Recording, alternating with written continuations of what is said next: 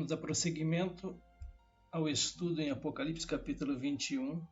Hoje vamos falar sobre a Nova Jerusalém. Ela inicia no versículo 9 de Apocalipse 21 e finaliza no versículo 5 de Apocalipse 22. Diz assim o texto: Então veio um dos 7 anjos que tem as 7 taças cheias dos últimos 7 flagelos, e falou comigo, dizendo: Vem, mostrar-te-ei a noiva, a esposa do Cordeiro. E me transportou em espírito até a uma grande e elevada montanha, e me mostrou a santa cidade Jerusalém, que descia do céu da parte de Deus, a qual tem a glória de Deus. O seu fulgor era semelhante a uma pedra preciosíssima, como pedra de jaspe cristalina.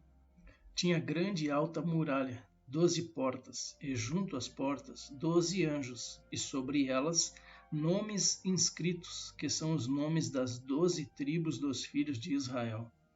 3 portas se achavam a leste, 3 ao norte, 3 ao sul e 3 ao oeste. A muralha da cidade tinha 12 fundamentos, e estavam sobre estes os 12 nomes dos 12 apóstolos do Cordeiro. Aquele que falava comigo tinha por medida uma vara de ouro para medir a cidade, as suas portas e a sua muralha. A cidade é quadrangular, de comprimento e largura iguais, e mediu a cidade com a vara até 12.000 estádios. O seu comprimento, largura e altura são iguais. Mediu também a sua muralha, 144 côvados, medida de homem, isto é, de anjo. A estrutura da muralha é de jaspe, também a cidade de ouro puro, semelhante a vidro límpido. Os fundamentos da muralha da cidade estão adornados de toda espécie de pedras preciosas. O primeiro fundamento é de jaspe, o segundo de safira, o terceiro de calcedônia, o quarto de esmeralda, o quinto de sardônio, o sexto de sárdio, o sétimo de crisólito, o oitavo de berilo, o nono de topázio, o 10º de crisópraso, o 11º de jacinto e o 12º de ametista. As 12 portas são 12 pérolas, e cada uma dessas portas de uma só pérola. A praça da cidade é de ouro puro, como vidro transparente. Nela não vi santuário, porque o seu santuário é o Senhor, o Deus Todo-Poderoso, e o Cordeiro. A cidade não precisa nem do sol nem da lua para lhe darem claridade, pois a glória de Deus a iluminou, e o Cordeiro é a sua lâmpada. As nações andarão mediante a sua luz, e os reis da terra lhe trazem a sua glória. As suas portas nunca jamais se fecharão de dia, porque nela não haverá noite. E lhe trarão a glória e a honra das nações. Nela nunca jamais penetrará coisa alguma contaminada, nem o que pratica abominação e mentira, mas somente os inscritos no livro da vida do Cordeiro. Então me mostrou o rio da água da vida, brilhante como cristal, que sai do trono de Deus e do Cordeiro. No meio da sua praça, de uma à outra margem do rio, está a árvore da vida, que produz 12 frutos, dando o seu fruto de mês em mês, e as folhas da árvore são para a cura dos povos. Nunca mais haverá qualquer maldição. Nela estará o trono de Deus e do Cordeiro. Os seus servos o servirão. Contemplarão a sua face, e na sua fronte está o nome dele. Então já não haverá noite, nem precisam eles de luz de candeia, nem da luz do sol, porque o Senhor Deus brilhará sobre eles, e reinarão pelos séculos dos séculos. Amém. Como considerações iniciais em nossa introdução, esta é a continuação da terceira parte do livro de Apocalipse, as coisas que hão de acontecer depois das coisas que são. Isso começa lá no capítulo 4, versículo 1, e vai até o versículo 5 de Apocalipse 22. Então vamos aos comentaristas. Esse texto, versículos 9 e 10, é a verdadeira noiva de Cristo, sua identidade, e também a Nova Jerusalém, até o versículo 11 aqui para este outro comentarista. A Nova Jerusalém. E eu, João, vi a santa cidade, a nova Jerusalém, que de Deus descia do céu, adereçada como uma esposa ataviada para o seu marido. E veio um dos 7 anjos que tinham as 7 taças e falou comigo, dizendo: Vem mostrar-te a esposa, a mulher do Cordeiro. E levou-me em espírito a um alto monte e mostrou-me a grande cidade, a santa Jerusalém, que de Deus descia do céu, e as nações andarão à sua luz. Por esses versículos se pode afirmar que a nova Jerusalém não é o céu. Ela foi preparada por Deus e é como o céu, morada de Deus. Ela desce do céu adereçada e ataviada para ser entregue ao Cordeiro. O trono de Deus e do Cordeiro estará nela, e até onde é possível a comparação, a Nova Jerusalém será a capital do universo. Dela emanará vida para todas as nações, pois do trono jorrará o rio da vida, e à sua margem crescerá a árvore da vida. A Nova Jerusalém é a igreja e sua habitação para este comentarista. Não há nenhuma dúvida de que a Nova Jerusalém fala ao mesmo tempo da igreja e também da sua habitação, pois em Apocalipse 21, versículo 1, ela é a santa cidade. Já em Apocalipse 21, 9, ela é a esposa, a mulher do Cordeiro. A primeira referência aponta para a estrutura da cidade, a segunda para os habitantes daquela estrutura.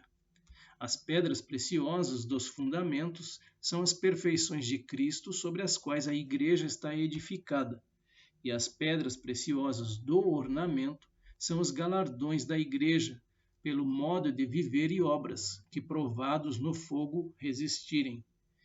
A Nova Jerusalém estará situada no espaço entre a terra e o céu. É possível que esse espaço seja sobre a Jerusalém terrena, onde a glória do Senhor nascerá sobre a Jerusalém terrena e será vista sobre ela. As nações andarão sob a luz da santa cidade, portanto, ela estará situada em algum lugar acima delas, porém próximo da terra o suficiente para que todos tenham acesso aos benefícios provenientes dela. E para este último comentarista, Deus criou os céus e a terra, mas a queda maculou a criação divina. Os céus e a terra também serão transformados e purificados pelo Senhor. O Criador vai restaurar, mediante o seu poder, todo o universo, expurgando os efeitos do pecado.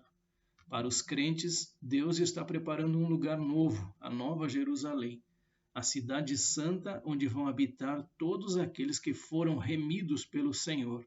Ali não haverá mais pecado, dor ou morte.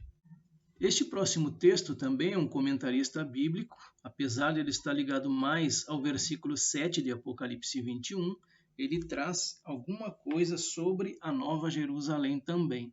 Os herdeiros de todas as coisas. Não temos como listar todas as coisas que os vencedores herdarão. Elas estão muito além daquilo que nossos olhos viram e que nossos ouvidos ouviram e que nossos corações desejaram. Por isso, este tópico enumerará apenas alguns herdeiros principais que aparecem com clareza nas profecias e a parte da herança mais nítida na revelação.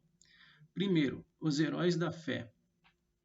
Engloba todos os seres humanos desde Adão até a primeira vinda de Cristo, que por fé creram na justiça divina e receberam as provisões de Deus para resgatá-los dos efeitos do pecado. Os heróis da fé são todos os que permaneceram firmes nas promessas divinas de redenção e de uma pátria celestial e morreram sem tê-las recebido. Estes, juntos com a igreja, herdarão a santa cidade que de Deus descerá do céu. Todavia, dos herdeiros de Deus, a igreja é a mais privilegiada. 2. Israel e as nações. Os pactos e as profecias que garantem um reino terrestre eterno a Israel e um trono perpétuo à casa de Davi serão integralmente cumpridos na restauração de todas as coisas. As demais nações, aquelas que não seguiram o dragão no fim do milênio, habitarão seguras na terra e terão acesso à vida eterna, bebendo da água da vida que brota do trono de Deus e do Cordeiro, e usando como remédio as folhas da árvore da vida. 3. Os pactos de Deus com Israel. Os pactos de Deus com a nação israelita projetam a existência desse povo para muito além do milênio e chegam à eternidade. Como os pactos deles são eternos, esse povo, como uma nação, deve herdar e habitar a nova terra. E aí ele cita alguns textos bíblicos aqui.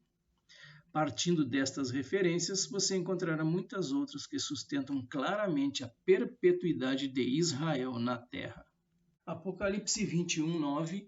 Então veio um dos 7 anjos que tem as 7 taças, cheias dos últimos 7 flagelos, e falou comigo, dizendo: Vem, mostrar-te-ei a noiva, a esposa do Cordeiro. Começando com o comentarista à esquerda da tela, veio a mim um dos 7 anjos. Estes anjos são homens remidos, pois um deles fala para João que é um profeta. Então ele é um homem. Aqui tem alguns exemplos bíblicos disso, a gente já falou bastante sobre esses homens remidos aqui, sobre esses 7 anjos.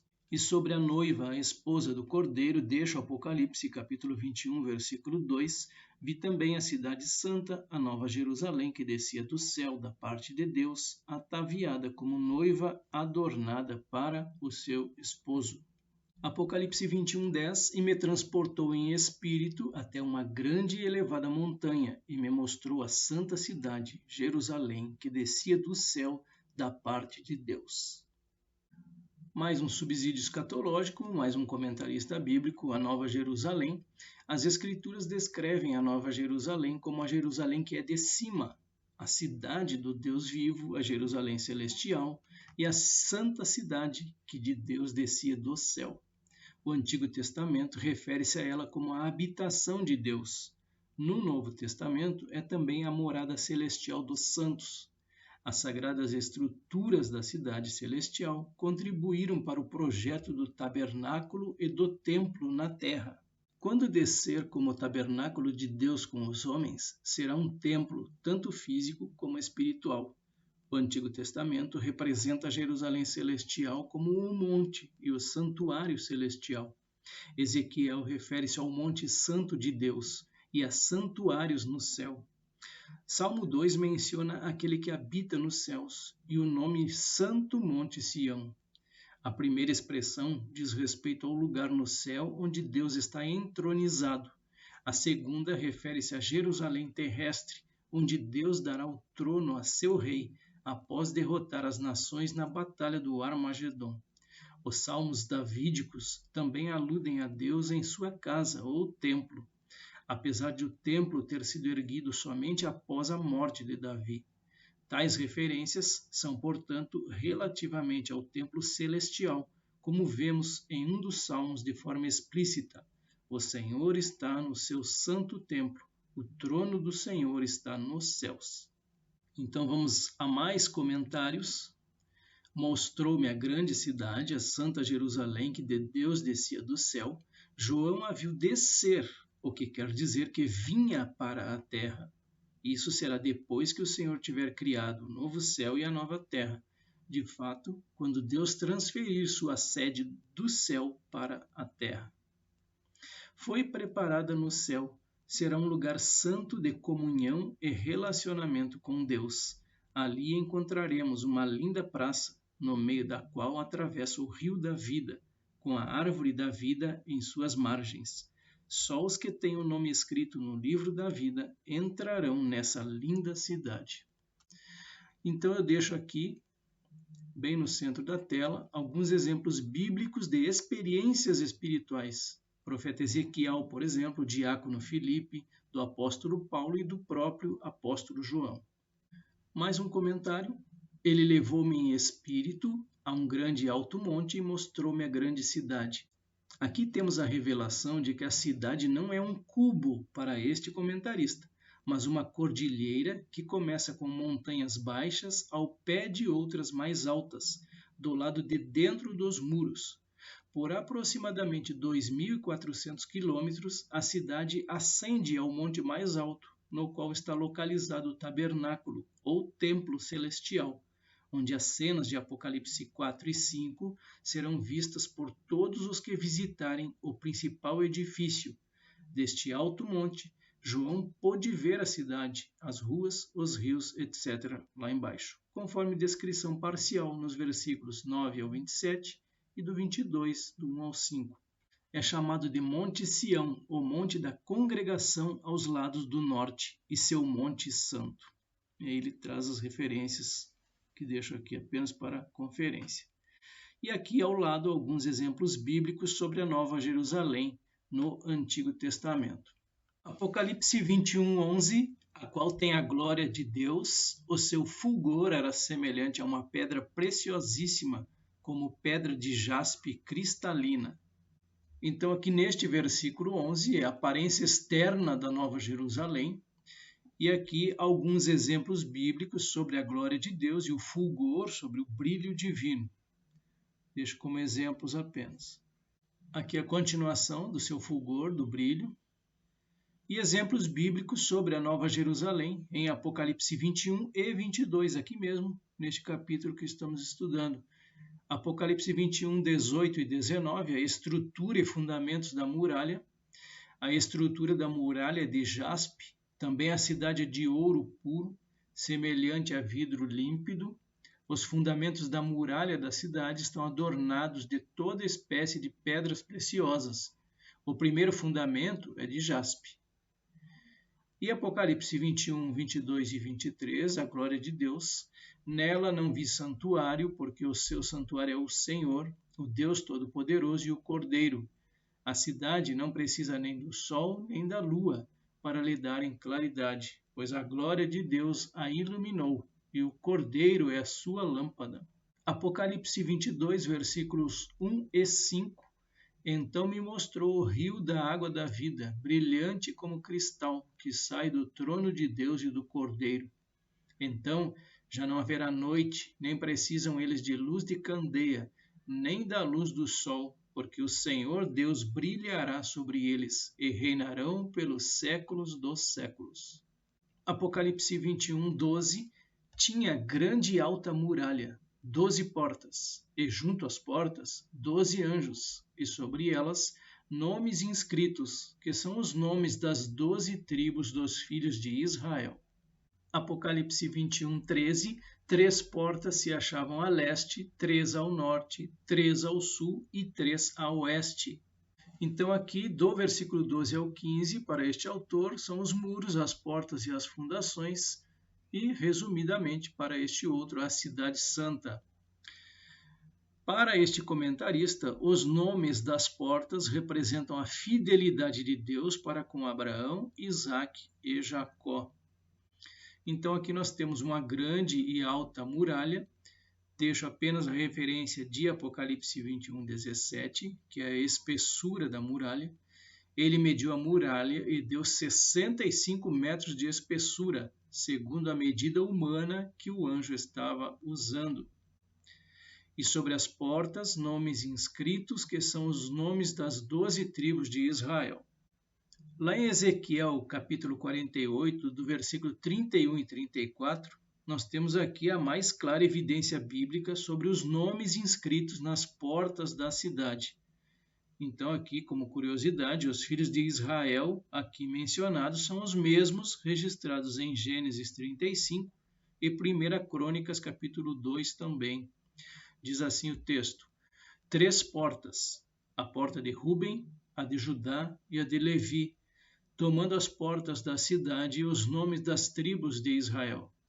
Do lado oriental, 4.500 côvados e 3 portas, a saber, a porta de José, a de Benjamim e a de Dan. Do lado sul, 4.500 côvados e 3 portas, a porta de Simeão, a de Issacar e a de Zebulon. Do lado ocidental, 4.500 côvados e as suas 3 portas, a porta de Gade, a de Aser e a de Naphtali. E Apocalipse 21, 21, falando também sobre as 12 portas, As 12 portas são 12 pérolas, e cada uma dessas portas de uma só pérola. A praça da cidade de ouro, puro como vidro transparente. Ainda comentando sobre esses versículos 12 e 13, alto muro, esse muro terá quase 66 metros de altura, considerando o cúbito como 44,5 centímetros, e é apenas decorativo para ele.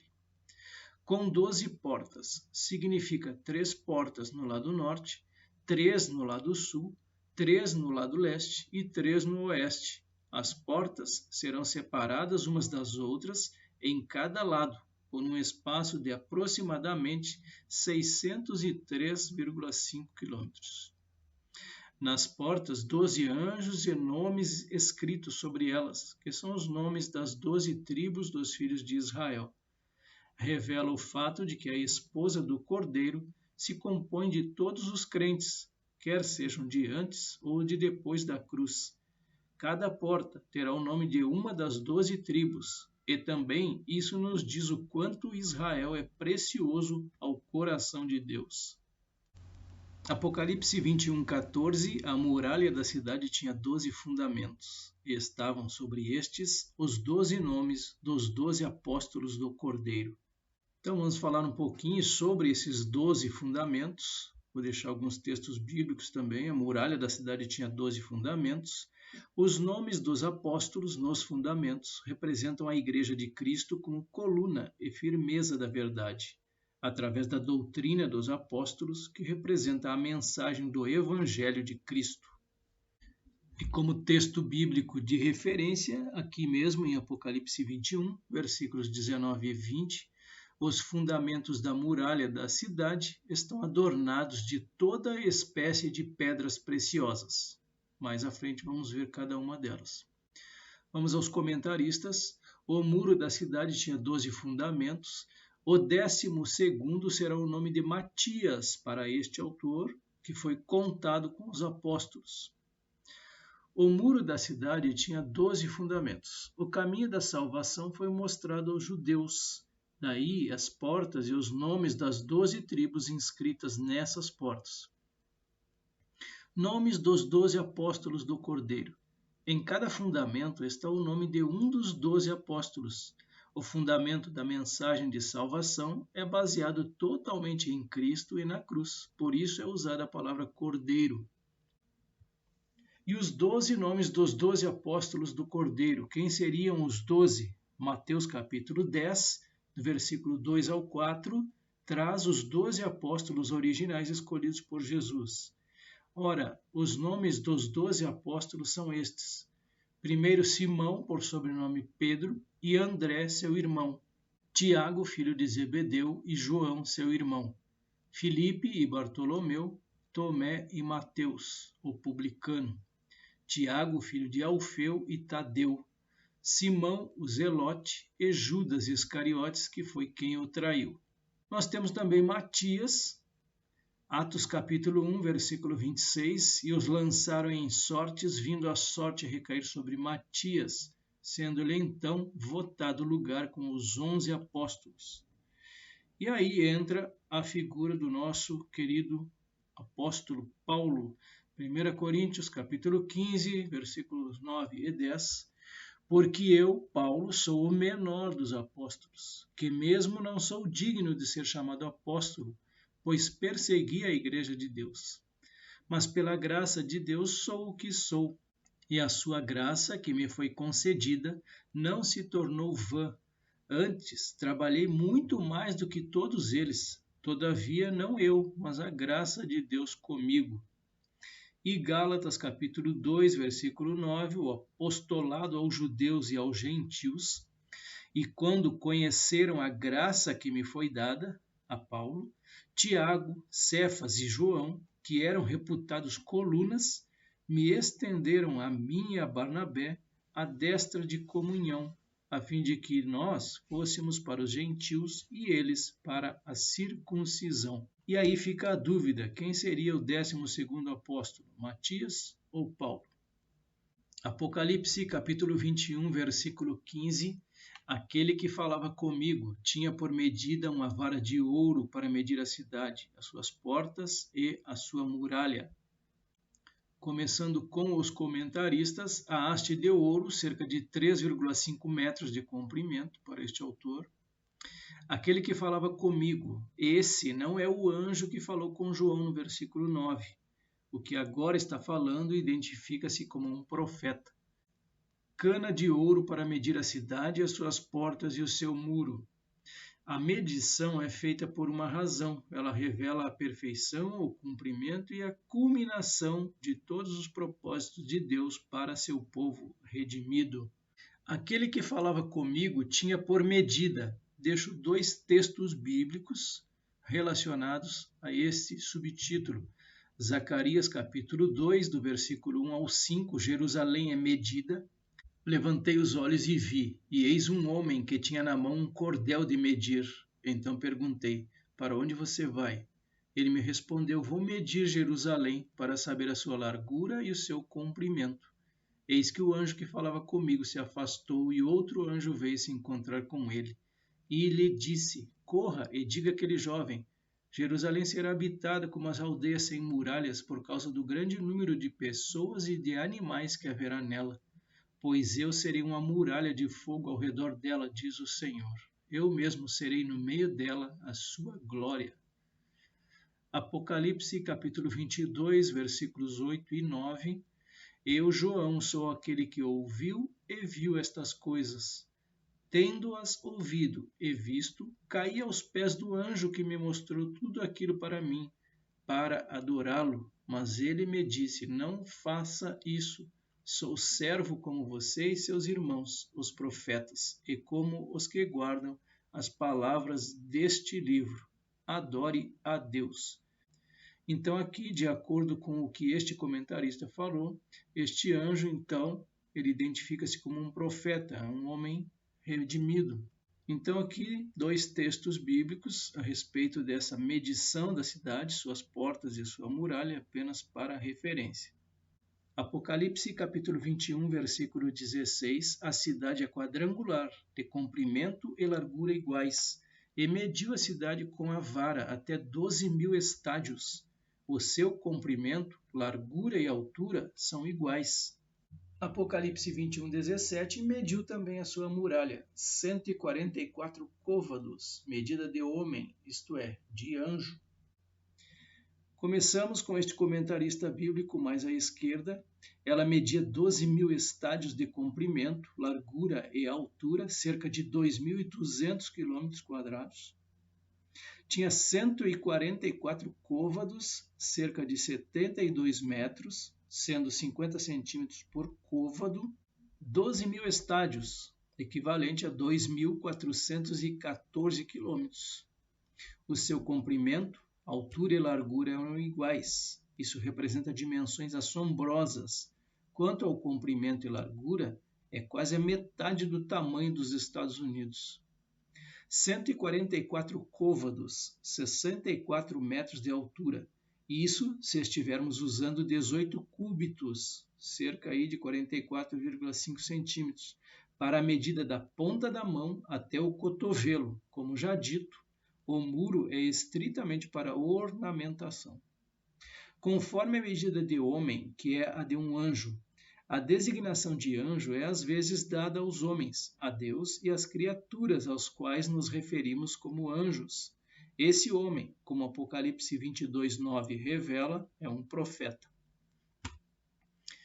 E esse outro comentarista à direita da tela, se considerarmos literalmente as dimensões dessa cidade, teremos um gigantesco satélite no céu em forma de cubo. O comprimento, largura e altura são iguais e cada um mede 2.300 quilômetros.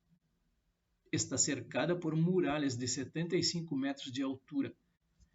Mesmo assim, apesar das dimensões gigantescas da Nova Jerusalém, do ponto de vista literal, não cremos que haja nela limitações de espaço, pois as medidas da cidade não devem significar limites. Deus não tem limites. Ele é eterno e infinito em seu ser.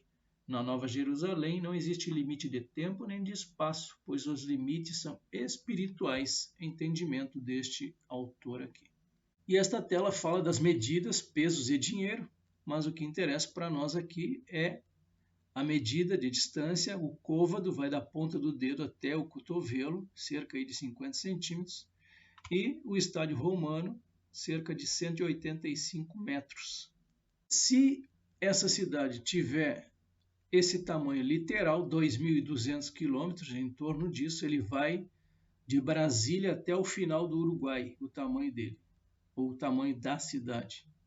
E aqui, se colocássemos em forma de cubo, ele iria aqui do final do Pará, no Piauí, até no estado de Santa Catarina. Esse seria o tamanho literal dessa cidade, aproximadamente.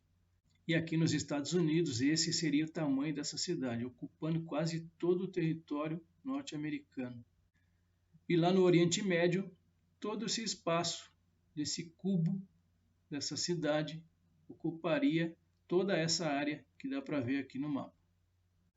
Vamos aos materiais da Nova Jerusalém, a partir do versículo 18 até o 21. Versículo 18 diz assim: a estrutura da muralha de jaspe, também a cidade de ouro puro, semelhante a vidro límpido. Versículo 19: os fundamentos da muralha da cidade estão adornados de toda espécie de pedras preciosas. O primeiro fundamento é de jaspe, o segundo de safira, o terceiro de calcedônia, o quarto de esmeralda, o quinto de sardônio, o sexto de sárdio, o sétimo de crisólito, o oitavo de berilo, o nono de topázio, o 10º de crisópraso, o 11º de jacinto, o 12º de ametista, fechando então o versículo 20. O comentarista que está à direita da nossa tela, a construção de seu muro era de jaspe, uma pedra preciosa de várias cores.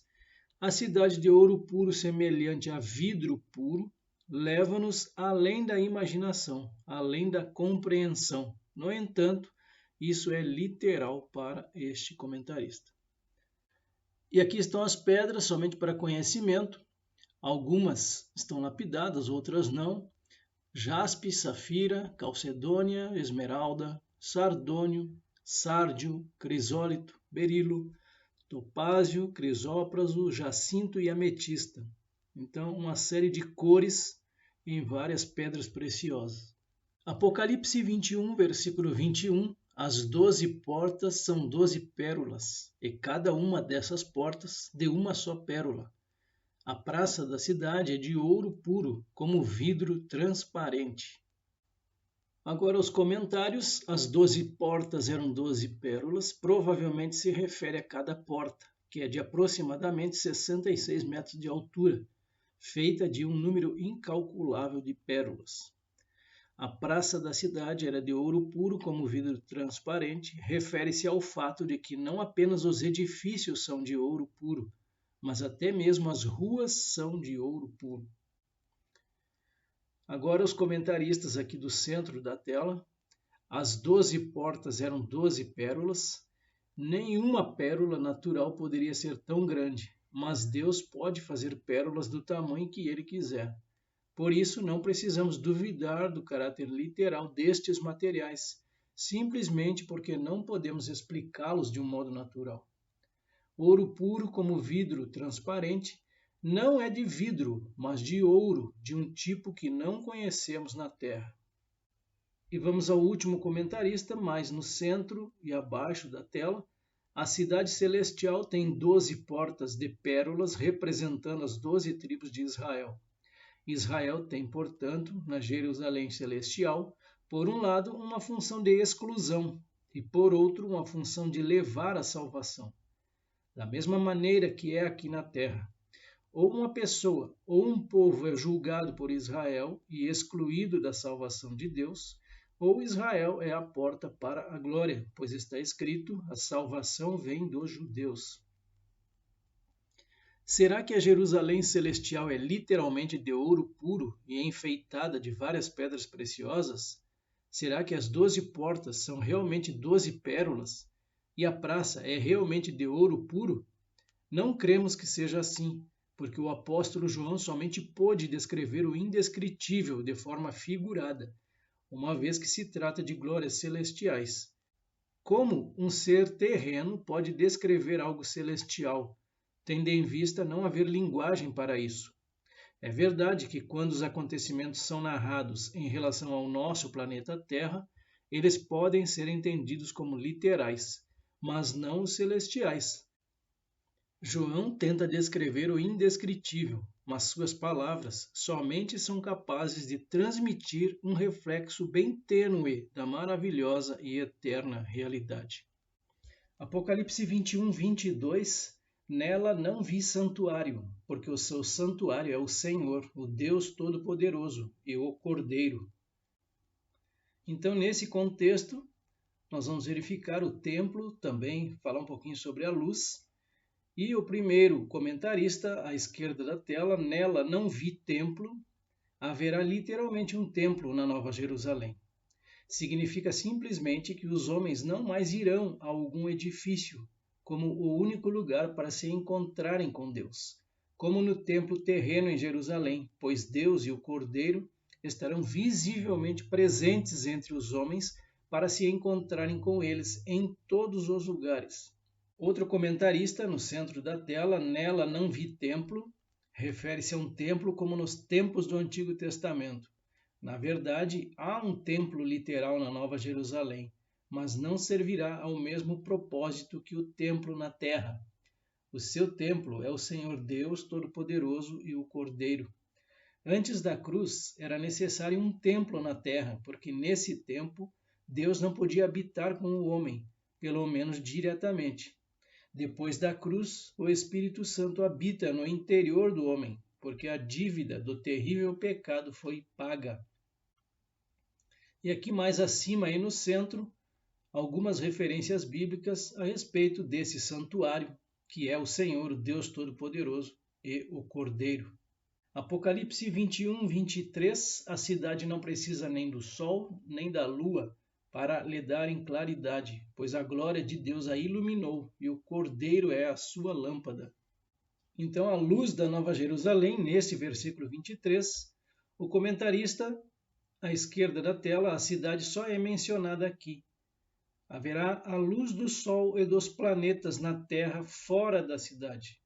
E sobre a glória de Deus iluminando a cidade e o Cordeiro sendo a sua lâmpada, deixo 3 referências bíblicas. A primeira em Isaías 24, versículo 23.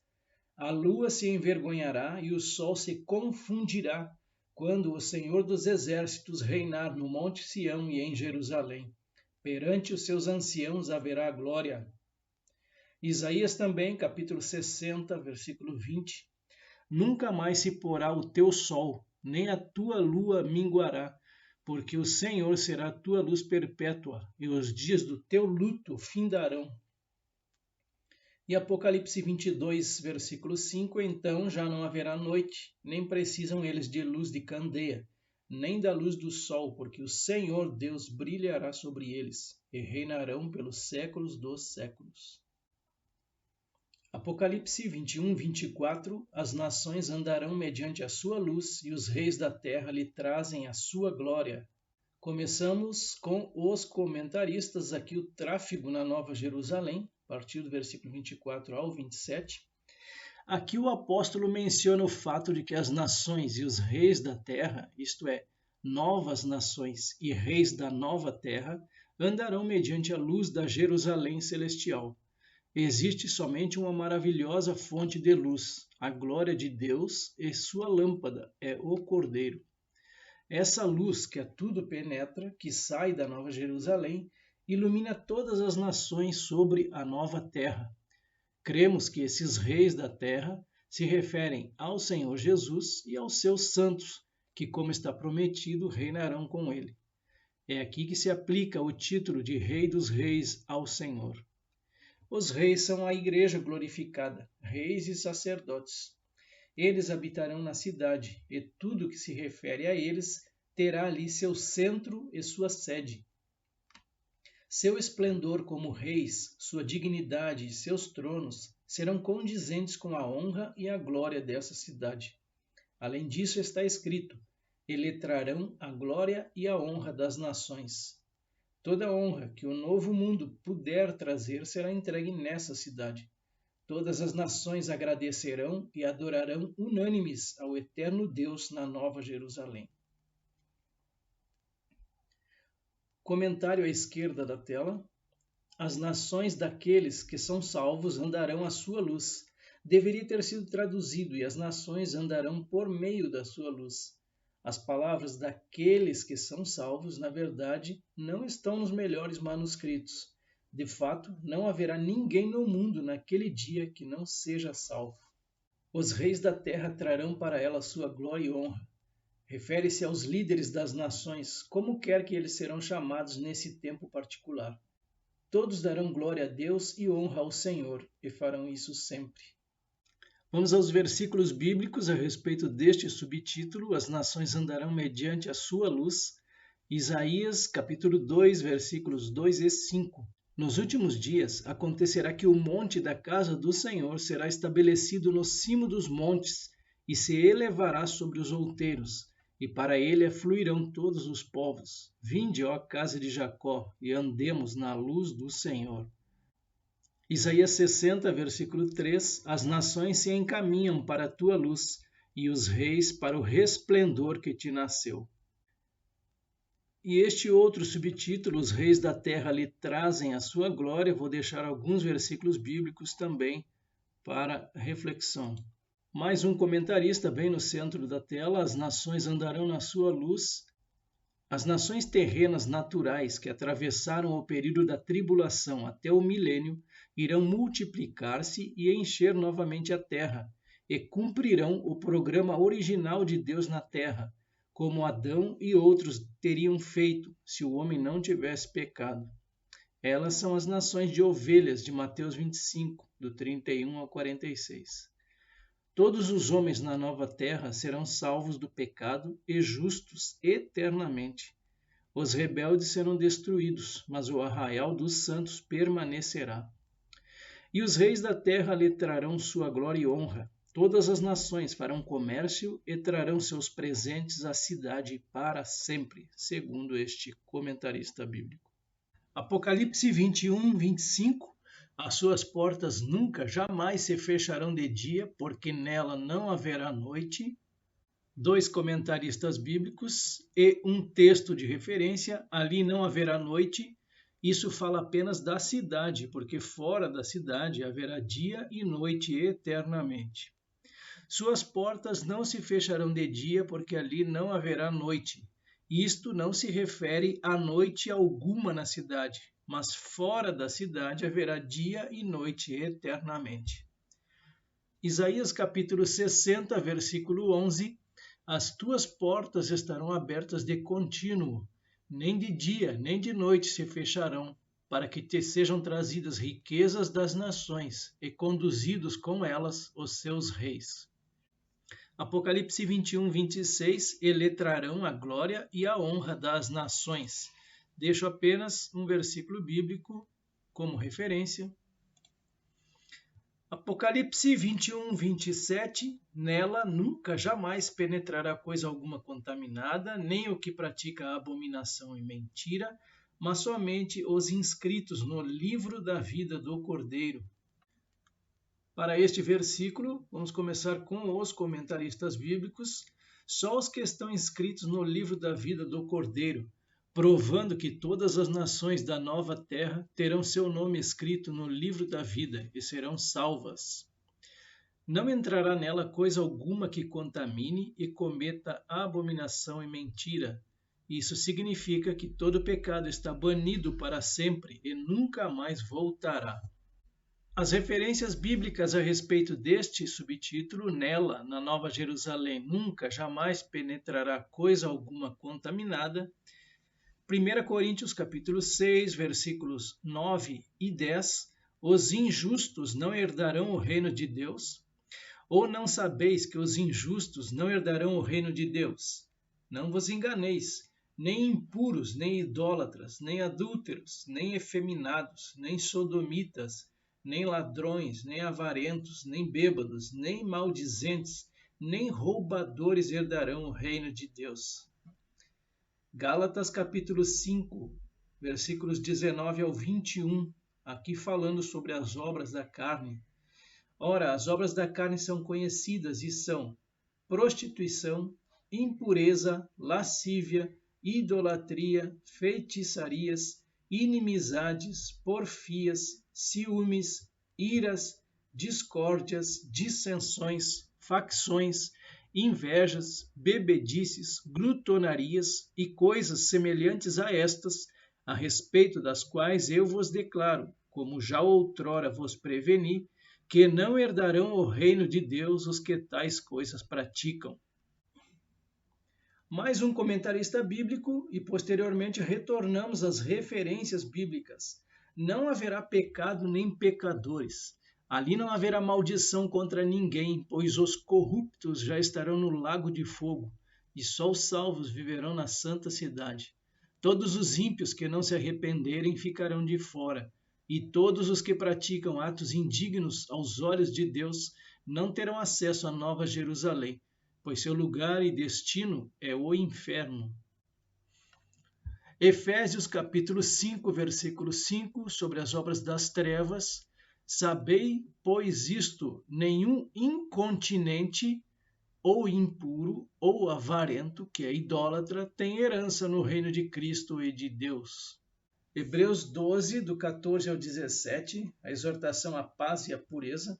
Segui a paz com todos e a santificação, sem a qual ninguém verá o Senhor, atentando diligentemente para que ninguém seja faltoso, separando-se da graça de Deus. Nem haja alguma raiz de amargura que brotando vos perturbe e por meio dela muitos sejam contaminados. Nem haja algum impuro ou profano, como foi Esaú, o qual por um repasto vendeu seu direito de primogenitura.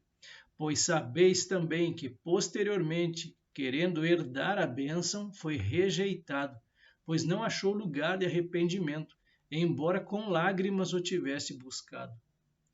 Apocalipse capítulo 21, versículo 8. Quanto, porém, aos covardes, aos incrédulos, aos abomináveis, aos assassinos, aos impuros, aos feiticeiros, aos idólatras e a todos os mentirosos, a parte que lhes cabe será no lago que arde com fogo e enxofre, a saber, a segunda morte. Apocalipse 22, versículos 14 e 15. Bem-aventurados aqueles que lavam as suas vestiduras no sangue do Cordeiro, para que lhes assista o direito à árvore da vida, e entrem na cidade pelas portas. Fora ficam os cães, os feiticeiros, os impuros, os assassinos, os idólatras e todo aquele que ama e pratica a mentira. E assim fechamos as referências bíblicas sobre esse subtítulo. Nela, na Nova Jerusalém, nunca jamais penetrará coisa alguma contaminada. Somente os inscritos no livro da vida do Cordeiro. Para este outro subtítulo, deixo duas referências bíblicas, Apocalipse 3:5, aqui promessas ao anjo da igreja em Sardes. O vencedor será assim vestido de vestiduras brancas, e de modo nenhum apagarei o seu nome do livro da vida. Pelo contrário, confessarei o seu nome diante de meu Pai e diante dos seus anjos. Apocalipse, capítulo 20, versículos 11 ao 15. Os rebeldes são julgados e confinados ao inferno eterno. Vi um grande trono branco e aquele que nele se assenta, de cuja presença fugiram a terra e o céu, e não se achou lugar para eles. Vi também os mortos, os grandes e os pequenos, postos em pé diante do trono. Então se abriram livros, ainda outro livro, o livro da vida, foi aberto. E os mortos foram julgados segundo as suas obras, conforme o que se achava escrito nos livros. Deu o mar os mortos que nele estavam, a morte e o além entregaram os mortos que neles havia, e foram julgados um por um segundo as suas obras. Então a morte e o inferno foram lançados para dentro do lago de fogo. Esta é a segunda morte, o lago de fogo. E se alguém não foi achado inscrito no livro da vida, esse foi lançado para dentro do lago de fogo. Apocalipse, capítulo 22, versículo 1. Então me mostrou o rio da água da vida, brilhante como cristal, que sai do trono de Deus e do Cordeiro. Os rios, praças e frutos da Nova Jerusalém, versículos 1 e 2, enquanto o 21º capítulo descreve a parte exterior da Nova Jerusalém, o capítulo seguinte descreve o interior desse satélite celestial. Somos levados a meditar na promessa de nosso Senhor, que disse: se alguém tem sede, venha a mim e beba. Quem crer em mim, como diz a Escritura, do seu interior fluirão rios de água viva. Isto ele disse com respeito ao Espírito que haviam de receber os que nele crescem, pois o Espírito até aquele momento não fora dado, porque Jesus não havia sido ainda glorificado. E não é exatamente isso que é revelado sobre o interior da Nova Jerusalém. O rio da água da vida é o Espírito Santo, que sai do trono de Deus e do Cordeiro e dá vida ao mundo. Então, para este comentarista aqui, este rio é um simbolismo do Espírito Santo. Vamos às referências bíblicas agora, o rio da água da vida. Salmos 36, versículos 8 e 9, Salmo de Davi. Fartam-se da abundância da tua casa, e na torrente das tuas delícias lhes dá de beber, pois em ti está o manancial da vida, na tua luz vemos a luz. Salmos 46, versículos 4 e 5, dos filhos de Corá. Há um rio cujas correntes alegram a cidade de Deus, o santuário das moradas do Altíssimo. Deus está no meio dela, jamais será abalada. Deus a ajudará desde antemanhã. Vamos a mais um comentarista bíblico, depois retornamos às referências bíblicas. Além dos 12 grandes rios que descerão ao meio das 12 grandes e amplas estradas que passam pelos 12 portões até todas as partes da terra, haverá inúmeras fontes de água da vida por toda a cidade e muitos lagos e rios na terra, segundo a interpretação deste comentarista. Ezequiel, capítulo 47, versículos 1 e 9, a torrente das águas purificadoras. Depois disto, o homem me fez voltar à entrada do templo, e eis que saíam águas de debaixo do limiar do templo para o oriente, porque a face da casa dava para o oriente, e as águas vinham de baixo, do lado direito da casa, do lado sul do altar. Toda criatura vivente que vive em enxames viverá por onde quer que passe este rio, e haverá muitíssimo peixe, e aonde chegarem estas águas, tornarão saudáveis as do mar, e tudo viverá por onde quer que passe este rio. Joel capítulo 3, versículo 18. E há de ser que naquele dia os montes destilarão mosto, e os outeiros manarão leite, e todos os rios de Judá estarão cheios de águas. Sairá uma fonte da casa do Senhor, e regará o vale de Sitim. Zacarias capítulo 14, versículo 8. Naquele dia também sucederá que correrão de Jerusalém águas vivas, metade delas para o mar oriental e a outra metade até ao mar ocidental.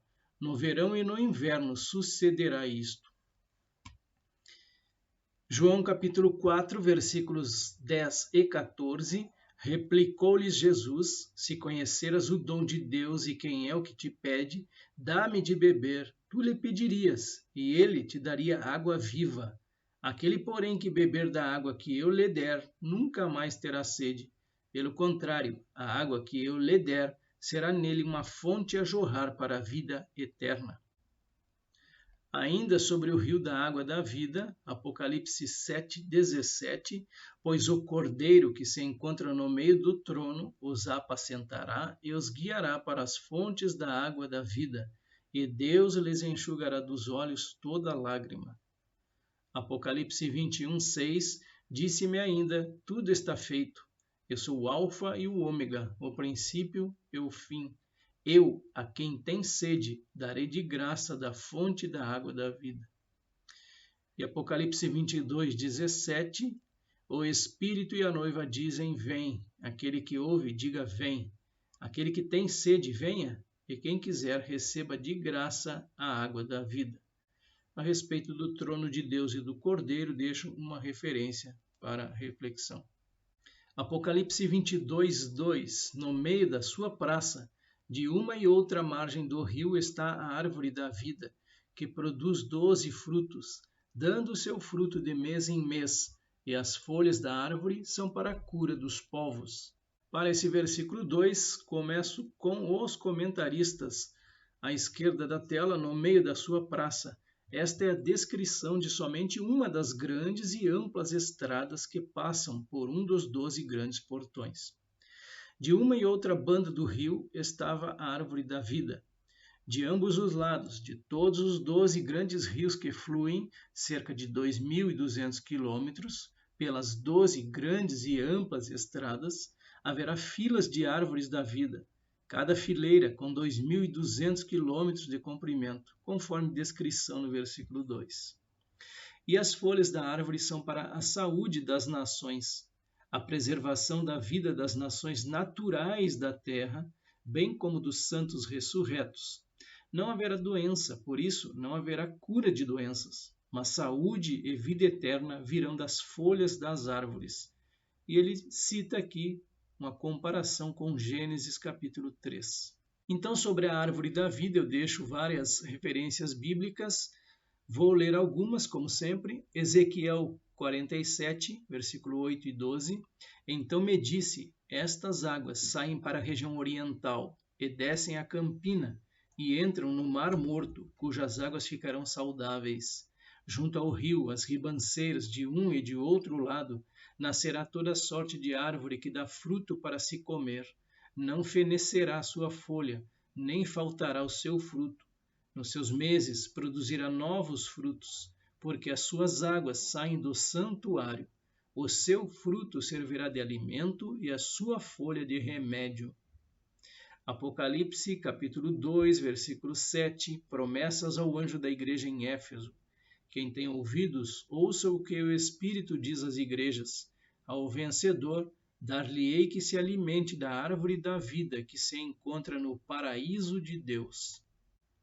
Ainda no versículo 2, continuamos com os comentaristas bíblicos. É possível que o sujeito no singular indique não a quantidade, mas a espécie árvore da vida, alinhada ao longo das duas margens do rio da vida, que corre no meio da cidade. 12 frutos, possivelmente indicam 12 qualidades de frutos ou 12 colheitas anuais, o que fala de abundância e constância na produção do fruto. Comentarista mais ao centro da tela, o objetivo inicial de Deus, de que o homem deveria viver eternamente por meio da árvore da vida, foi bloqueado por Satanás e pelo pecado, quando o homem desobedeceu à palavra de Deus e comeu da árvore do conhecimento do bem e do mal. Mas agora, na Nova Jerusalém, essa árvore da vida cresce novamente com poder, e o homem deve comer fartamente dos seus frutos para viver eternamente. Na cruz do Calvário, a árvore da vida também foi plantada quando o Senhor Jesus se sacrificou, derramando a sua vida e seu precioso sangue para nos conceder a vida eterna. E agora, na última página da Bíblia, temos o maravilhoso resultado final. Não somente uma árvore da vida, mas no meio da sua praça, de uma e outra margem do rio, está a árvore da vida. Quer dizer, existe árvore da vida de uma e outra margem do rio, ou seja, muitas árvores da vida. O fato de João falar no singular árvore da vida não significa necessariamente que não sejam muitas, pois também Paulo, referindo-se aos 9 frutos do Espírito Santo, chama-os de fruto no singular. Quanto às folhas da árvore da vida servir para a cura dos povos, achamos ser mais um dos mistérios de Deus, haja vista que nenhuma interpretação plausível foi achada até aqui. Árvore da vida. O fruto dessa árvore da vida deve ser comido uma vez por mês e estamos falando da parte da população que não tem corpos glorificados. Produz 12 frutos, dando de mês em mês o seu fruto. Mais uma vez, o número 12, que significa o governo de Deus no que se relaciona ao caminho da vida eterna. Há 12 tipos diferentes de fruto, mas não nos é dito quais são.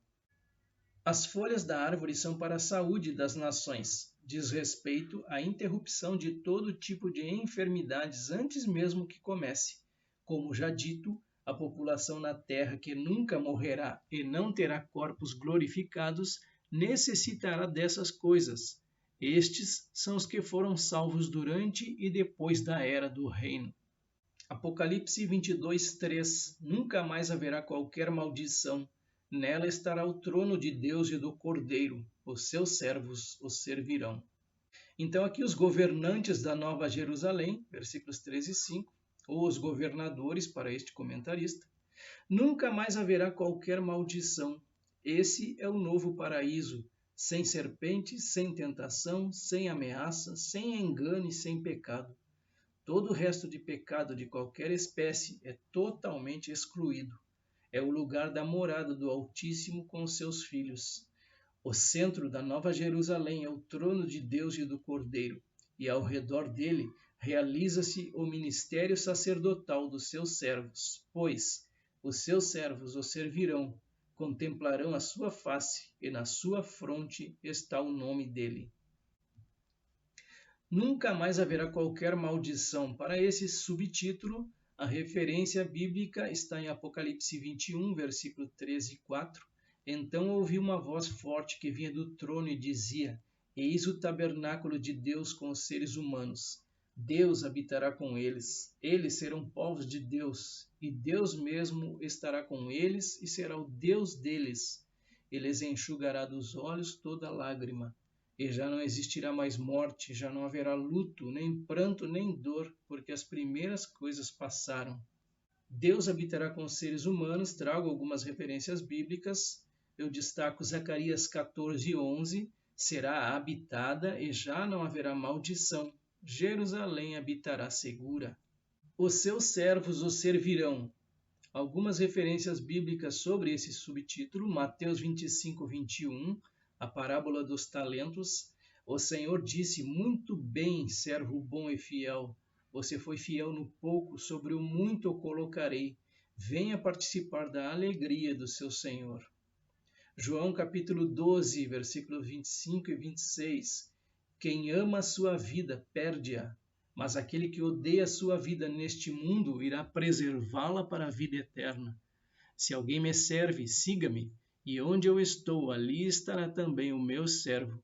E se alguém me servir, meu Pai o honrará. João ainda, capítulo 14, versículos 2 e 3. Na casa de meu Pai há muitas moradas. Se assim não fora, eu vô-lo teria dito, pois vou preparar-vos lugar. E quando eu for e vos preparar lugar, voltarei e vos receberei para mim mesmo, para que onde eu estou, estejais vós também. João 17 agora, versículo 24, a oração sacerdotal de Jesus. Pai, a minha vontade é que onde eu estou, estejam também comigo os que me deste, para que vejam a minha glória que me conferiste, porque me amaste antes da fundação do mundo. Apocalipse capítulo 7, versículos 14 e 15, os santos da tribulação. Respondi-lhe, meu Senhor, tu sabes. Ele então me disse, são estes os que vêm da grande tribulação. Lavaram suas vestiduras e as alvejaram no sangue do Cordeiro, razão porque se acham diante do trono de Deus e o servem de dia e de noite no seu santuário. E aquele que se assenta no trono estenderá sobre eles o seu tabernáculo. E eu fecho com esse comentarista à direita da tela. Ali nunca mais haverá maldição contra alguém. Não haverá mais a maldição que veio como consequência da rebelião de Lúcifer e de Adão. As condições como eram antes prevalecerão eternamente, e as coisas continuarão como se a maldição nunca tivesse existido. Todos os rebeldes serão confinados ao lago de fogo, como um momento eterno da ira de Deus contra o pecado e como uma advertência para as futuras gerações em toda a eternidade de que o pecado não compensa. O novo céu e a nova terra e os novos povos serão os mesmos que temos hoje, só que em um novo estado. Todas as coisas se farão novas, e não coisas novas serão criadas para ocupar o lugar das velhas. e seus servos o servirão. Os servos serão os anjos fiéis, homens remidos e todas as outras criaturas que não se rebelaram ou que foram remidos de toda possibilidade de rebelião em toda a eternidade. Apocalipse 22:4 contemplarão a sua face e na sua fronte está o nome dele. Começando com este comentarista bíblico, e verão seu rosto, todas as criaturas do estado eterno de fato olharão para o rosto de Deus, e o nome dele estará em sua testa, como em Apocalipse 3:12, Apocalipse 7, do 1 ao 8, 9:4 e 14:1. Eles reinarão e ajudarão Deus a administrar as questões do universo para sempre, segundo ele. Contemplarão a sua face. Então, para este subtítulo aqui, Isaías 33:17, os olhos de vocês verão o rei na sua formosura, verão a terra que se estende até longe. Aqui a visão de Jerusalém sob o Messias, em paz e restaurado. Mateus capítulo 5, versículo 8, bem-aventurados os limpos de coração, porque verão a Deus. Na sua fronte está o nome dele. Para este subtítulo, Apocalipse 3:12, promessas ao anjo da igreja em Filadélfia. Ao vencedor falo-ei coluna no santuário do meu Deus, e daí jamais sairá. Gravarei também sobre ele o nome do meu Deus, o nome da cidade do meu Deus, a nova Jerusalém que desce do céu, vinda da parte do meu Deus, e meu novo nome. Finalizando o versículo 4, com este comentarista bíblico, quando os servos contemplam a face do Senhor, então o resplendor da sua glória retorna sobre eles. E o resplendor da sua glória consiste na totalidade do seu caráter, que é expresso através do seu magnífico nome e que o Filho manifestou na terra. Ele que é o resplendor da glória e a expressão exata do seu ser, sustentando todas as coisas pela palavra do seu poder. Depois de ter feito a purificação dos pecados, assentou-se à direita da majestade nas alturas. Hebreus 1:3. Esse é o sentido de que, na sua fronte, na fronte dos servos, está o nome dele. Aqui fica esclarecido a razão porque a besta queria gravar o número do seu nome sobre a fronte, ou a mão direita de todos os homens. Na verdade, ele queria que todo o mundo possuísse o seu caráter. Mas para os servos de Deus cumpre-se então a promessa do Senhor. Se alguém me serve, siga-me, e onde eu estou, ali estará também o meu servo. E se alguém me servir, o Pai o honrará. Os servos assumem o caráter do Senhor, e aí vemos a restauração completa do ser humano caído. Ele foi transformado de volta em sua imagem original, a imagem de Deus. O nome de Deus e do Cordeiro na fronte correspondem ao que o sumo sacerdote judeu trazia na testa: santidade ao Senhor. Aqui se realiza plenamente a palavra do apóstolo João, quando, escrevendo aos cristãos, disse: Amados, agora somos filhos de Deus, e ainda não se manifestou o que haveremos de ser. Sabemos que quando ele se manifestar, seremos semelhantes a ele, porque haveremos de vê-lo como ele é. Apocalipse 22:5. Então já não haverá noite, nem precisam eles de luz de candeia, nem da luz do sol, porque o Senhor Deus brilhará sobre eles, e reinarão pelos séculos dos séculos.